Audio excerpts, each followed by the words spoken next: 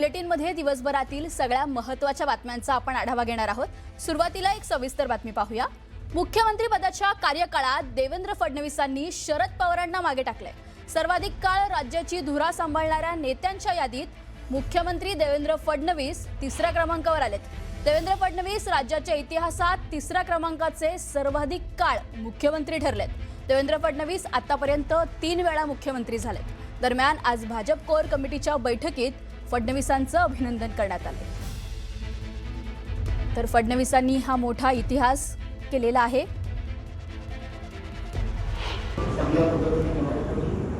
सेवा केली आणि याबरोबरचे जेवढे मुख्यमंत्री की ज्यांचा कार्यकाळ जो होता प्रत्येक जण आणि त्यांचा असणारा कार्यकाळ त्यांची असणारी टोटल या सगळ्या गोष्टी जेव्हा पाहतो त्यावेळेला शरद पवारांचा जो कार्यकाळ होता त्या कार्यकाळापेक्षा 4 दिवस होता जास्त।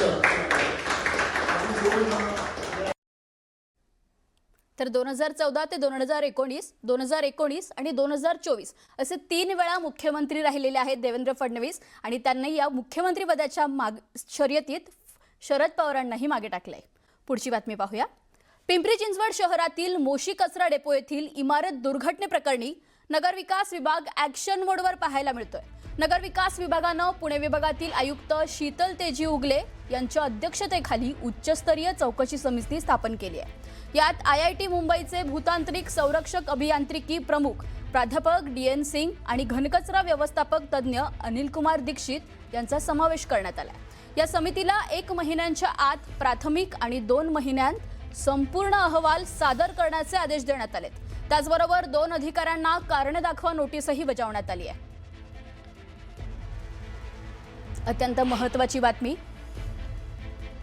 2026 रोजी जी दुर्घटना घडली त्या दुर्घटनेची निष्पक्ष सखोल तांत्रिक चौकशी करण्यासाठी नगर विकास विभाग मंत्रालय महाराष्ट्र शासनाने आज चौकशी समिती अपॉइंट केलेली आहे। या चौकशी समितीचे प्रमुख सन्माननीय श्रीमती शीतल तेली उगले ज्या आपल्या विभागीय आयुक्त आहेत त्यांचे अध्यक्ष म्हणून नेमणूक केलेली आहे। त्यामध्ये प्रदूषण नियंत्रण मंडळाचे जे प्रादेशिक अधिकारी आहेत ते सदस्य असतील